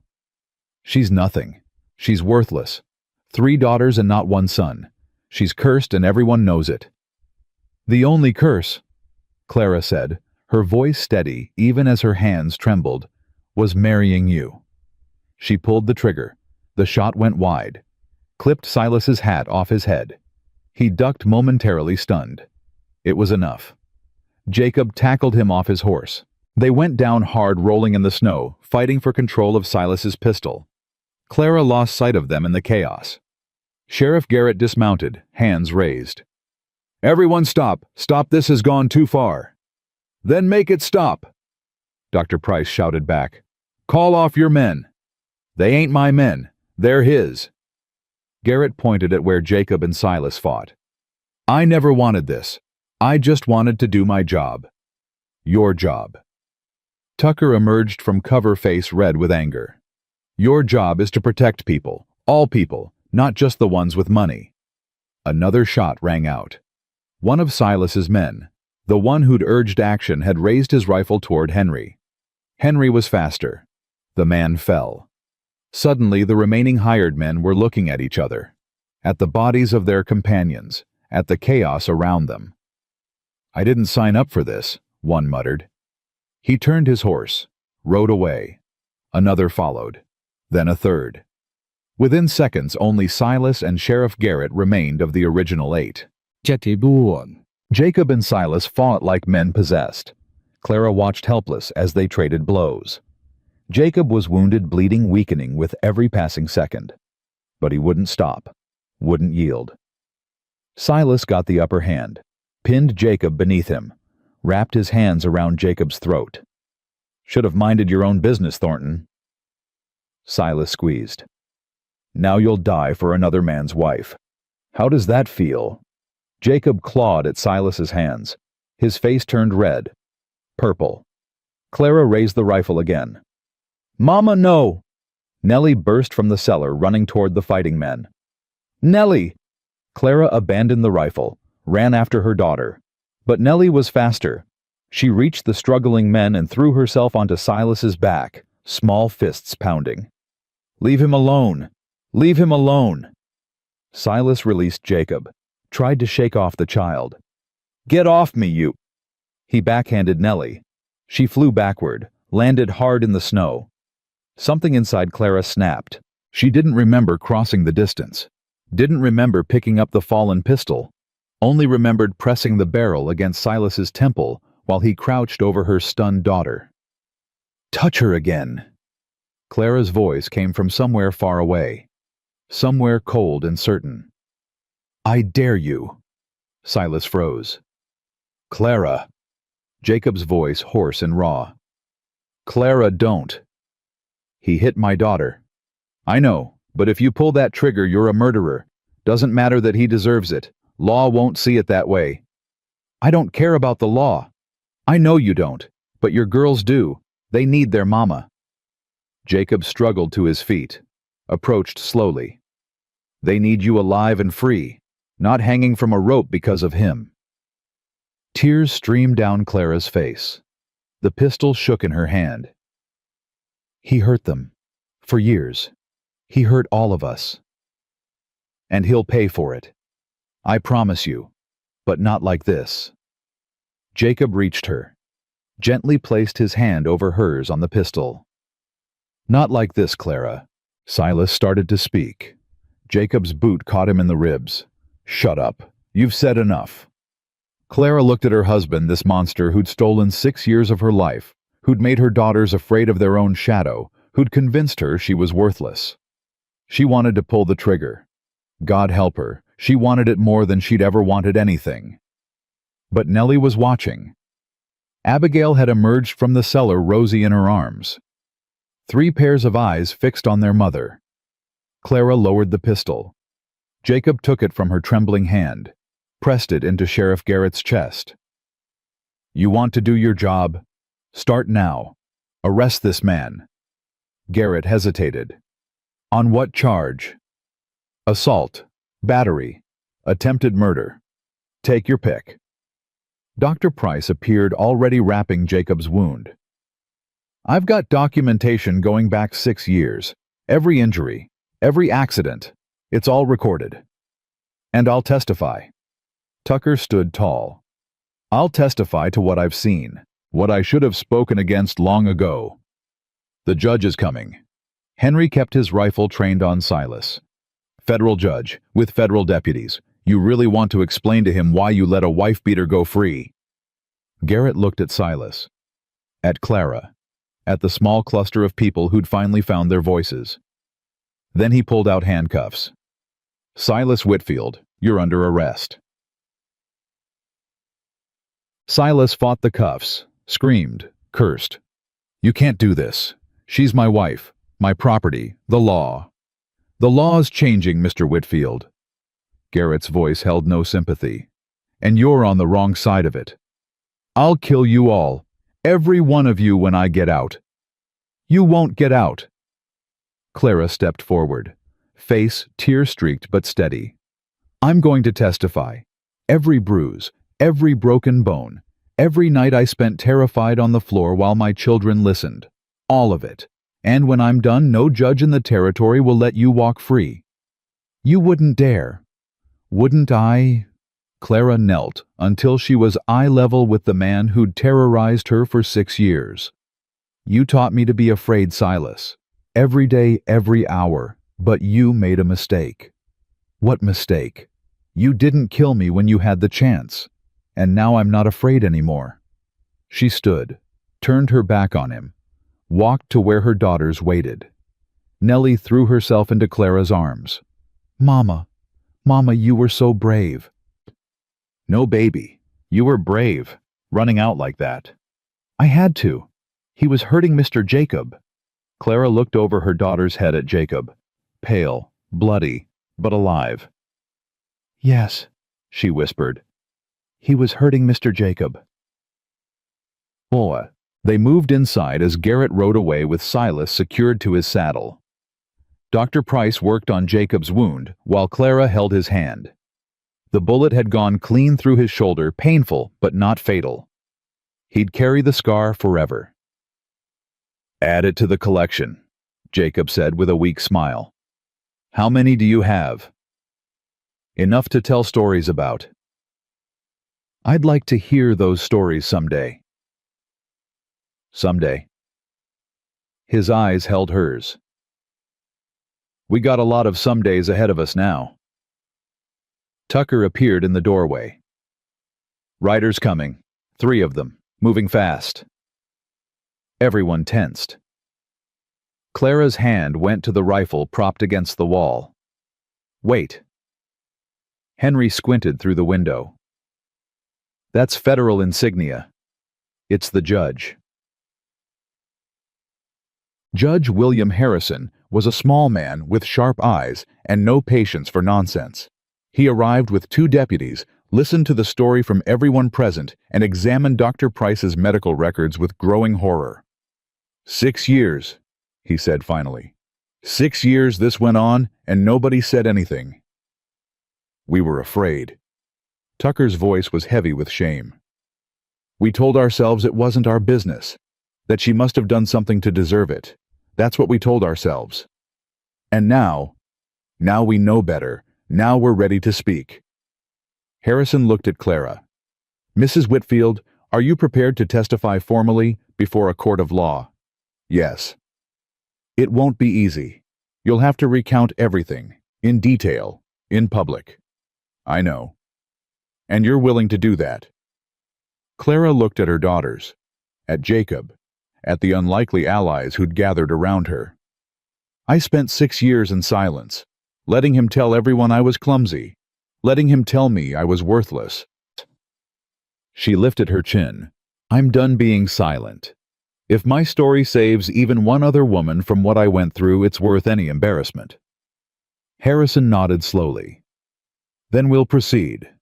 I'm invalidating Judge Morrison's order. He had no authority to rule on a case this serious. Silas Whitfield will be tried in federal court for aggravated assault, attempted murder, and domestic abuse." "Will he hang?" Nellie's small voice surprised everyone, Harrison crouched to her level. Maybe not hang young miss, but he'll go to prison for a very long time, long enough that when he gets out, you'll be grown with children of your own, and he won't be able to hurt any of you ever again. Promise? I promise. Nellie studied the judge's face with the same intensity she'd used on Jacob that first night. Finally, she nodded. Okay, I believe you. The deputies took custody of Silas that evening. Clara watched them ride away, her husband bound between them, still screaming threats into the darkening sky. She waited for relief, for joy, for something. Instead, she felt empty, hollowed out, like a tooth pulled from rotted gum. It doesn't feel the way I thought it would, she said. Jacob stood beside her, arm in a sling. What did you think it would feel like? I don't know. Triumph, maybe? Happiness? Something. Those come later. Right now, you're still processing, still realizing it's real. He took her hand. Give yourself time, Clara. You've been surviving for 6 years. Living takes practice. Will you teach me? We'll teach each other. That night, with Silas gone, and guards posted, and children finally sleeping peacefully, Clara and Jacob sat on the porch under a sky thick with stars. Thank you, Clara said, for everything. I don't have words big enough. Don't need big words. Jacob shifted closer. Small ones work fine. Then thank you. 2 small words, all I've got. That's plenty. He was quiet for a moment. Clara, I know things are still unsettled. Judge says the divorce will take time, legal proceedings, paperwork. But when it's done, when you're free... Yes. I meant what I said before, about courting you proper. But I want you to know there's no pressure. You've just escaped one cage. I don't want to put you in another. Clara turned to face him. This man who'd ridden into her life like a storm. Who'd fought for her when no one else would. Who'd seen her at her lowest and called her strong.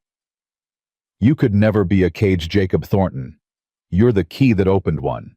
His eyes glistened in the starlight. Clara, I'm not ready yet. Not for promises, not for plans. There's too much still unresolved. She took his face in her hands. But when I am ready, when the dust settles and the papers are signed, and I can finally breathe without fear, I want you to know something. What? The answer will be yes. Jacob's breath caught. You're sure? I've never been more sure of anything in my life. He kissed her then, soft, careful, like she was something precious that might break. She kissed him back, hard, certain, like a woman finally claiming what was hers. When they separated, both were crying. I never thought I'd feel this again, Jacob whispered. After Catherine, after Rebecca, I thought that part of me died with them. It didn't die, it was just sleeping. Clara rested her forehead against his, waiting for someone to wake it up. And you? I never knew this feeling existed. Silas made sure of that. But now I know. She smiled through her tears. Better late than never.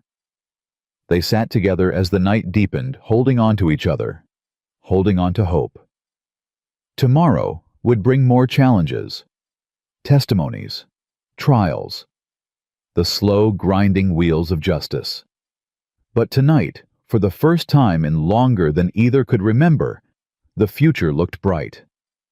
And somewhere in the cabin behind them, 3 little girls dreamed of sunshine instead of shadows. 6 weeks changed everything. Clara stood in the doorway of the courthouse, legal papers clutched in her trembling hands. Behind her, Jacob waited with the girls.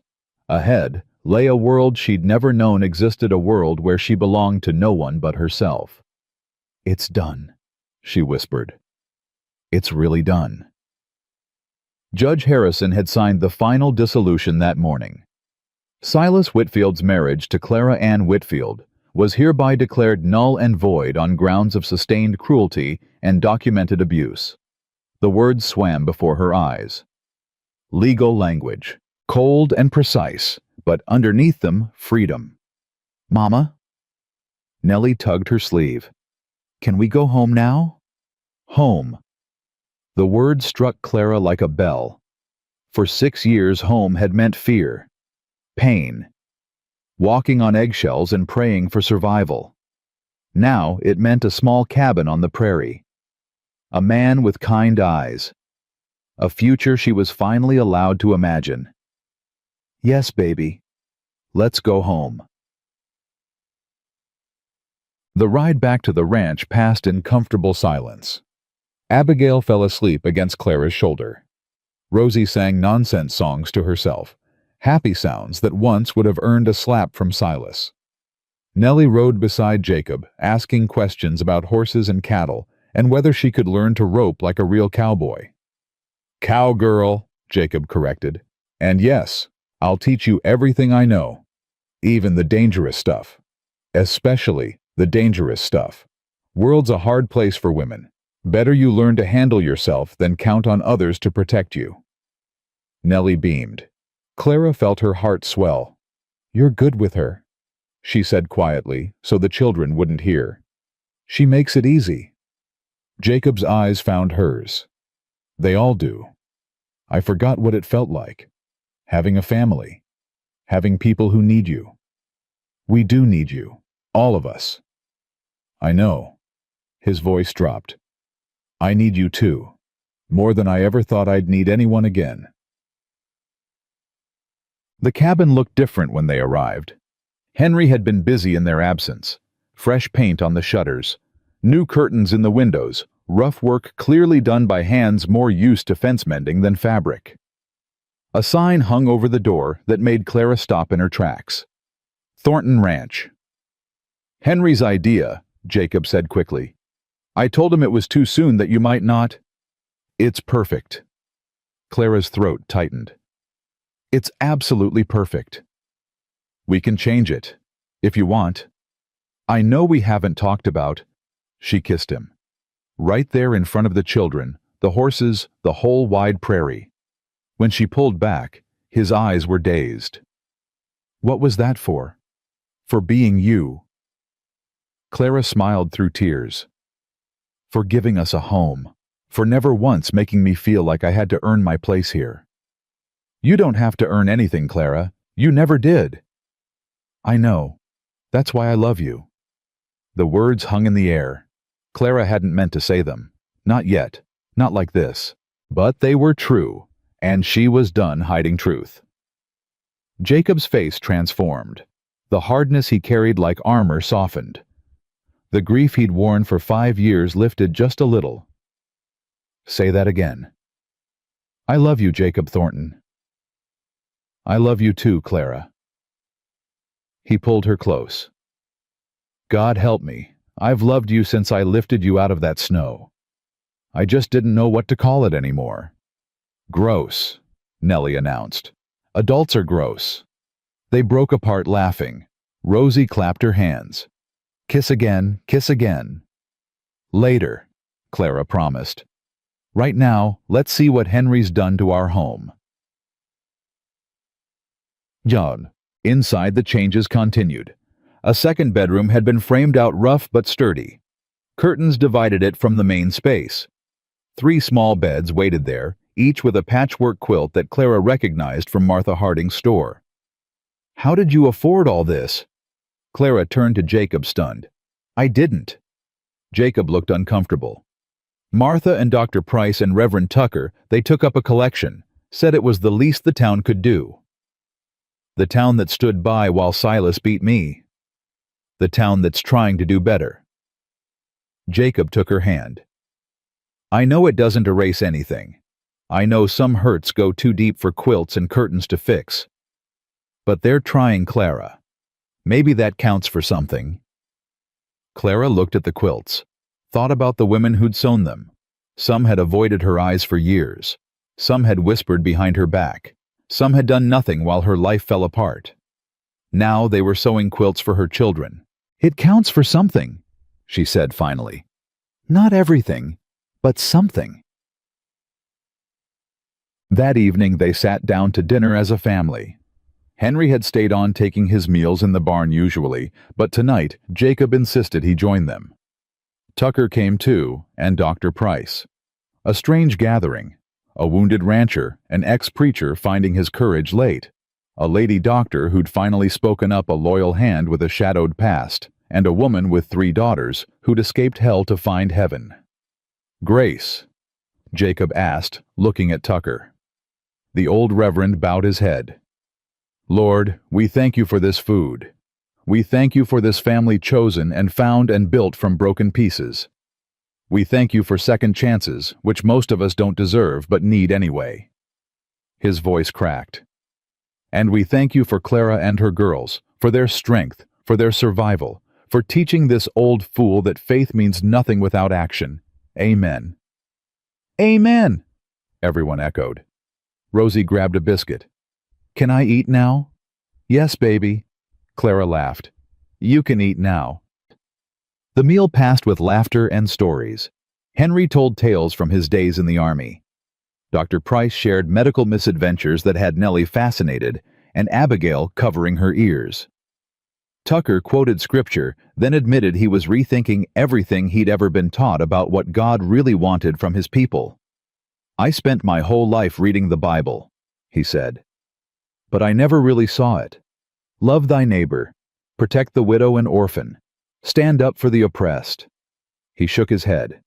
"Silas Whitfield sat in my church every Sunday, and I never once told him his treatment of his wife was a sin." "You're telling him now," Clara said. "You testified. You'll testify again at the trial. It's not enough." "Maybe not, but it's more than nothing, and nothing is what I had for 6 years." Clara reached across the table, touched the old man's weathered hand.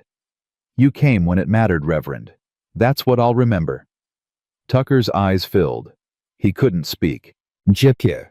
After dinner, after the visitors had left and the children had been put to bed, Clara found Jacob on the porch. He stood looking at the stars, one hand resting on the rail where they'd stood together so many nights during the siege. The siege that felt like a lifetime ago and only yesterday. "Thinking about Catherine?" Clara asked. "Yes." He didn't try to hide it. "And Rebecca? Wondering what they'd think of all this." "What do you believe they'd think?" Jacob was quiet for a long moment. "I think Catherine would be happy. She always hated seeing me alone, said I needed someone to boss me around." Clara smiled. "I can do that." "I know you can." He turned to face her. "I think she'd like you. You're strong like her, fierce, brave enough to stand up for what matters." "And Rebecca?" "She never drew breath, never opened her eyes. But I dreamed about her so many times, who she'd be, what she'd say." Jacob's voice roughened. "I think she'd love having sisters." Clara moved closer, took his hands. "I want to meet them, Catherine and Rebecca. Will you take me to them? Now." "Tomorrow, when the sun's up. I want to introduce myself. Tell them I'll take care of you." Jacob pulled her into his arms, held her tight. "You already do," he whispered. "Every day, just by being here." Morning came soft and golden. Clara woke in the small bed she'd claimed in the main room separate from Jacob, because they'd agreed to wait until things were proper. He slept in the barn, still gentleman to the end. But today felt different. Today felt like the beginning of something new. She rose before the children, made coffee, stood in the doorway watching the sun climb over the horizon. Jacob appeared from the barn, looking like he hadn't slept much either. "Ready?" he asked. "Yes." They walked together up the hill behind the cabin. It wasn't far, maybe a quarter mile, but it felt like crossing into sacred space. 2 wooden crosses stood at the crest, weathered by 5 years of wind and weather. Between them, a pair of young oak trees had grown tall. Catherine Thornton, one cross read, "Beloved wife, 1856-1878." Rebecca Thornton read the other, "Our daughter, born and died, March 3rd, 1878." Clara knelt in the frost-touched grass. "Hello," she said softly. "My name is Clara. I'm the woman who loves your husband, your father." Her voice caught. "I know I can't replace either of you. I don't want to try. But I wanted you to know I'll take care of him. I'll make sure he laughs again. I'll give him a family to come home to." She felt Jacob kneel beside her. His hand found hers. "Catherine, this is Clara. She saved my life even when I didn't want to be saved. And these are her daughters, Nellie, Abigail, and Rosie. You'd love them. They're wild and brave, and they don't take nonsense from anybody." He paused, swallowed hard. "Rebecca, sweetheart, you've got sisters now. I know it's not the same. Nothing will ever be the same as what we should have had. But these girls need a father, and I'd like to be that for them. If that's all right with you." The wind stirred the oak leaves. Somewhere a bird sang. Clara leaned against Jacob's shoulder. "Do you think they heard?" "I think so. I think they've been waiting for me to stop being afraid." "Are you still afraid?" "No." Jacob kissed the top of her head.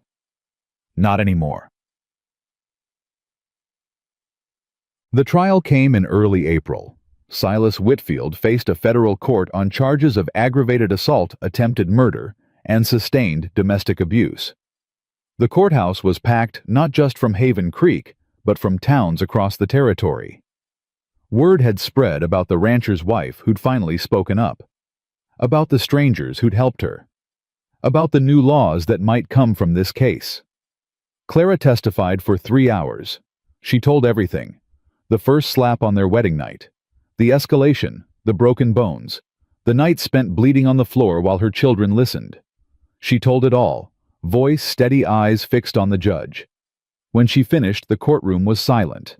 Silas's lawyer tried to cross-examine, tried to paint her as an adulteress, a runaway, a woman who'd abandoned her lawful husband. But Dr. Price's records were irrefutable. Tucker's testimony was devastating. And when Nellie took the stand, 9 years old, small hands gripping the rail, and described what she'd witnessed, even the hardest men in the room looked away. The jury deliberated for less than an hour, guilty on all counts. Silas Whitfield was sentenced to 15 years in federal prison. As the deputies led him away, he turned and screamed at Clara. "You'll pay for this, you and your Mr. Whitfield." Judge Harrison's voice cracked like thunder. "One more word, and I'll add contempt to your sentence. You've done enough damage. It ends now." The doors closed behind him. Clara sat in the courtroom surrounded by people who'd become family, and felt something she'd almost forgotten existed: peace. They married in May. Small ceremony, just the people who mattered. Tucker performed the service, his last official act before stepping down from the ministry to work at Martha Harding's store, where he said he could do more good selling flour than selling sermons he wasn't sure he believed anymore.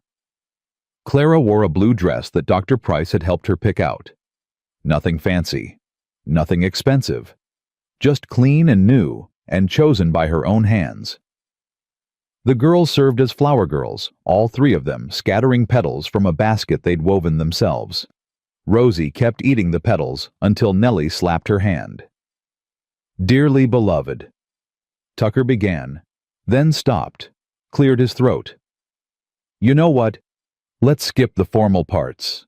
We all know why we're here." Laughter rippled through the small gathering. "Jacob Thornton, you're a stubborn fool who nearly got yourself killed saving strangers. Clara, you're the bravest woman I've ever met, and I've met a lot of women." Tucker smiled. "You two deserve each other, in the best possible way." "Is that the official blessing?" Jacob asked. "That's the Tucker blessing. Better than official." The old reverend sobered. "Do you, Jacob, take Clara as your wife, to love and cherish in good times and bad, for as long as you both shall live?" "I do." "And do you, Clara, take Jacob as your husband freely this time?" "With no fear. With no obligation, but love." Clara looked at the man who'd ridden into her nightmare and refused to leave. The man who'd fought for her, bled for her, seen her at her lowest and called her strong. I do. Then by the power vested in me by the fact that I'm the only one here who can do this. Tucker grinned. I pronounce you husband and wife. Jacob, you may kiss your bride. He did, thoroughly. Gross, Nellie announced again. You'll understand when you're older, Clara said. I hope not. Boys are stupid. Most of them are, Jacob agreed. But not all. They planted an apple tree that afternoon. All 5 of them worked together digging the hole, positioning the sapling filling in the dirt. It was small, barely waist-high to Nellie, but it was theirs. How long till we get apples? Abigail asked. Few years, Jacob said. Trees take time. That's forever. Nope, just feels like it. He lifted Rosie onto his shoulders. But we've got time, plenty of it now. Clara watched her family, her real family, the one she'd chosen and been chosen by, gathered around a tiny tree that might someday feed them all. Thank you, she said. For what? For this. All of it. She gestured at the cabin, the ranch, the endless prairie. 6 months ago, I was dying in the snow. Now I have everything I never knew to dream of. You did that yourself, Clara. I just happened to be riding past. No, you chose to stop. You chose to help. You chose us. She took his hand. Don't ever tell me it was luck or coincidence. You chose, and that choice saved us all. Jacob pulled her close, kissed her forehead. Then I'll keep choosing. Every day. For the rest of my life. That evening, Clara took the girls to visit Catherine and Rebecca. It had become a ritual in the weeks since her first visit. The girls brought wildflowers. Rosie told rambling stories about chickens and butterflies. Abigail asked questions about heaven. Nellie sat quietly still, processing everything in her old soul way. Mama, Nellie asked as they walked back down the hill. Do you think Mrs. Catherine minds that you married Mr. Jacob? I think she's glad he's not alone anymore. Clara squeezed her daughter's hand. Love isn't like water, Nellie. It doesn't run out. Having more people to love doesn't mean loving anyone less. So Mr. Jacob can love us and Mrs. Catherine at the same time? Yes, and I can love him and still remember your father was once kind to me before he changed. Nellie frowned. I don't want to remember Papa being kind. That's okay too. You get to remember however you need to. There's no right way to feel about hard things. They reached the cabin as the sun touched the horizon. Jacob stood on the porch framed by golden light, and Clara felt her heart swell until she thought it might burst. Ready for supper? He called. Coming. Abigail ran ahead. Race you! Rosie tottered after her sister. Clara and Nellie followed slowly hand in hand. Mama. Yes, baby. I'm happy. Is that okay? To be happy after everything bad? Clara stopped, knelt down, took her daughter's face in her hands. That's not just okay, Nellie. That's the whole point. We survived the bad, so we could have the good. Being happy isn't betraying what happened. It's winning. It's proving that all the pain couldn't break us. Nellie's eyes glistened. I thought maybe happiness was for other people, not for us. I thought that too once. I was wrong. Clara kissed her daughter's forehead. Happiness is for everyone brave enough to claim it. And you, my darling girl, are the bravest person I know. Months passed. Seasons turned. The apple tree grew. The cabin expanded 2 more rooms, added a proper kitchen, a porch that wrapped around 3 sides. The ranch prospered. Jacob took on more cattle, hired more hands. Clara discovered she had a talent for bookkeeping, for organizing, for turning chaos into order. The girls flourished. Nellie learned to ride like she'd been born in the saddle. Abigail found her voice singing songs that carried across the prairie. Rosie, now 4, bossed everyone around and called Jacob Papa, without a trace of memory of the man who'd fathered her. And every night, Clara and Jacob sat on their porch and watched the stars. "You know what I realized," Clara said one evening as summer faded into autumn. "What's that?" "I used to count bruises. Every night before I fell asleep I'd count them. How many new ones? How many were healing? It was how I measured time. And now," Clara smiled, "now I count blessings. 3 healthy daughters, a husband who loves me, friends who stood up when it mattered, a home that feels like home. That's a lot to count. More than I can fit in one night. I'll have to spread them out across a lifetime." Jacob pulled her closer. "Good thing we've got one of those." The first apple came the following spring. It was small, a little misshapen, not quite ripe, but Rosie found it on a morning walk and carried it back to the cabin like a treasure. "Look, look, our tree made a apple." Everyone gathered around. This tiny, imperfect fruit that represented years of patience, years of growth, years of hoping something beautiful could come from something planted in pain. "Can I eat it?" Rosie asked. "Not yet, sweetheart. Few more weeks." "But I want it now." "Best things take time." Jacob ruffled her hair. "You'll understand when you're older." "Everyone keeps saying that. When will I be older?" "Sooner than we want," Clara said softly. "Enjoy being young while you can." Later, after the children had been put to bed, Clara and Jacob stood by the apple tree in the moonlight. "I used to think God punished me," Clara said.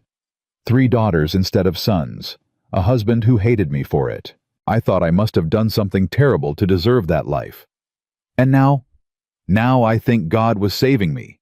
Every daughter was a reason to survive. Every year was leading me here to you to this." She touched the tree's small branches. "I wouldn't change anything, not even the pain, because it brought me home." Jacob wrapped his arms around her from behind. They stood together, breathing the same air, watching the same moon that had witnessed all their sorrows and all their joys. "You know what I think," he said. "What? I think home isn't a place. It's the people you'd burn the world down to protect." "That's very philosophical." "Had a lot of time to think these past years." He kissed her temple. "Came to a lot of conclusions, most of them wrong. But this one I'm sure about." Clara leaned back into his warmth, closed her eyes, let herself feel how far they'd come. From a screaming woman in the snow to this. From a broken man who'd forgotten how to live to this. From 3 terrified little girls to this. This moment, this peace, this love. Jacob. I'm glad you stopped." "I'm glad I did too. No, I mean really. Hundreds of men could have ridden past that day. Most of them would have looked away. But you didn't. You stopped. I told you why. I know. Because of your mother. Because of Catherine and Rebecca. Because you made a promise." "That's right." Clara turned in his arms, looked up at his weathered, beloved face. "Thank you for keeping it." He kissed her. Slow and deep and full of everything they'd survived to reach this moment. When they parted, the first light of dawn was touching the horizon. "New day," Jacob said. "New day." Clara agreed. They walked back to the cabin together to the children who would soon wake, demanding breakfast to the life they'd built from ashes and courage. Behind them, the apple tree stood in the growing light, roots deep, branches reaching toward the sky. Home, they'd discovered, wasn't what you found. It was what you fought for. It was what you chose. And they had chosen each other.